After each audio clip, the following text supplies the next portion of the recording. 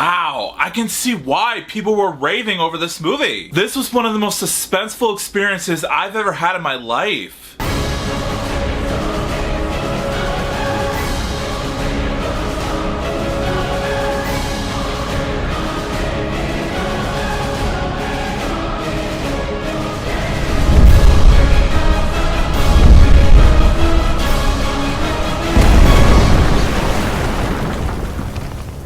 Yo, what is up, my Cinedroids? G to the S here. Today, I'm gonna be reviewing Denzel Washington's latest action thriller, Crimson Tide. After the Cold War, a breakaway Russian republic with nuclear warheads becomes a possible worldwide threat. U.S. submarine captain Frank Ramsey, played by Gene Hackman, signs on a relatively green but recommended Lieutenant Commander Ron Hunter, played by, like I mentioned earlier, Denzel Washington, to the USS Alabama, which may be the only ship able to stop a possible Armageddon. When Ramsey insists that the Alabama must act aggressively, Hunter, fearing that they will start rather than stop a disaster, leads to a potential mutiny to stop him. Now, first off, of course, the camera work and cinematography in this movie looks amazing. Even for a movie that came out in May of 1995, the way the camera is filming the inside of the submarine itself, it's like a crammed space, and the actors playing their roles as well as the people operating the cameras have to make some space for the people to make the scene work. The way they do it, I didn't think it would look this impressive, but somehow they definitely pulled it off. Keep up the awesome work, guys. Now, when it comes to how they executed this particular story for this film, being that it takes place during the Cuban Missile Crisis that lasted from October 16th to the 28th in 1962, I can totally see that play out on screen. Even when the dramatic tension comes into play in the mix of the film's thriller suspense. And the same goes for the film's character development as well. The whole clash of a commanding officer of the US submarine warship and his new executive officer as his second in command kind of reminds me of the clash between Andrew Neiman and Terrence Fletcher in the movie Whiplash, where both Miles Teller and J.K. Simmons butt heads with each other and wanting a certain passion to share with the world. But for this film, it's a war between Russia and the US, and the ship was meant to prevent a disaster rather than incite one. But Gene Hackman's character is driven to obliterate the people of Russia to a pulp. And Denzel Washington's character has to keep telling him the obvious in this specific scene that I will share with you right here.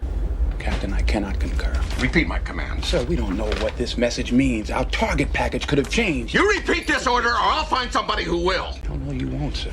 You're relieved of your position. Cobb, remove Mr. Hunter from the control room. Get Lieutenant Zimmer in here right now. No, sir, I do not concur, and I do not recognize your authority to relieve me under command under Navy regulations. Cobb, arrest this man and get him out of here! Under operating procedures governing the release of nuclear weapons, we cannot launch our missiles unless both you and I agree. Cobb, now, what are you waiting for? Sir, this is expressly why your command must be repeated. It requires my assent. I do not give it, and furthermore, you continue upon this course and insist upon this launch without confirming this message first. I will be Chief of the boat, back by the rules of precedence. As Captain Commanding Officer of the USS Alabama, I order you to place the XO under arrest under charge of Navy regulations. I say again, I order you to place the XO under arrest under charge of mutiny. That scene that you just watched right there sets the stakes of what other conflicts both Captain Ramsey and Mr. Hunter will incite throughout the rest of the film. And I gotta say, guys, the direction coaching from Tony Scott was phenomenal. The way both Gene Hackman and Denzel Washington are clashing with each other and how they're acting it out was spot on. Plus, I didn't even know that the actor that plays Aragorn from the Lord of the Rings movies is in this film, who plays a character named Weps, while also working with Hunter in the USS Alabama. Freaking Viggo Mortensen! That was a surprise for me. Don't worry, I did not look him up on Google or anything like that. I just saw his name during the beginning credits when the film started. But still, Viggo Mortensen did a fantastic job in this film. I can't wait to see more of him in the near future. So overall, guys, in the end, I cannot find anything that detracts from this film or anything like that at all. From start to finish, every scene in Crimson Tide worked for me. It was suspenseful, well lit, well shot, well acted, evenly paced, and the camera work is fantastic. In short, I agree with the mass population for this film that says that this film is one of those films that stands the test of time. It indeed does. So as a result, I rate Crimson Tide a solid 5 out of 5 stars. Like I always say, if you haven't got the chance, please do so. It's such a great movie. So Crimson Tide, have you seen it? If you haven't, what are you guys waiting for? See if it's available on Blu-ray or streaming somewhere and watch it. It's such an intense experience. But for those of you who have, come back and let me know in the comments what you thought about it. Also, if you like this video and you want to see some more, make sure that like button shines in your face. That'll totally help me out a ton. Also, share it with your family and friends and favorite it. That's a very good way to show support for this review. Also, if you're new to my channel, make sure to subscribe and ring that bell right next to you so you can be notified of future videos that I have in store for you. Also, if you want a shout out in a future video, just follow me on my Instagram page and I will choose one of my Cinedroids to be displayed as a shout out. The link's in the description below. Also, you guys don't have to do this if you don't want to. I understand. But if there's a rare chance that you are interested in doing so, there's a little join button down below the video, just right next to the subscribe button.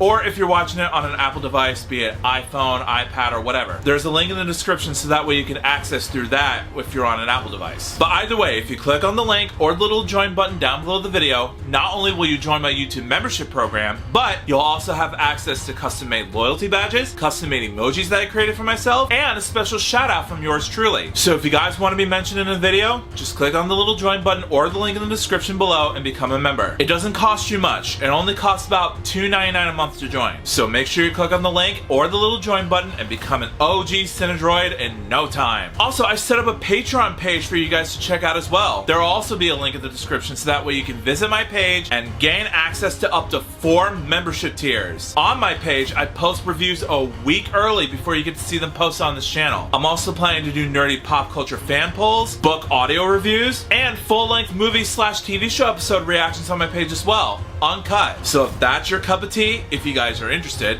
go to the link below, become a patron, and let's get to know each other a bit more. Also, if you guys want to subscribe to my gaming channel, there's either a link in the description or at the icon card at the top right corner of your screen. Go over there, subscribe, and let's just have fun together. Also, if you want to subscribe to my regular GS Productions channel, which is my main channel, there will be a link in the description so that way you can subscribe to that channel as well. Show that channel some love. It really helps out a lot. But until then, I'll see you next time. Peace out.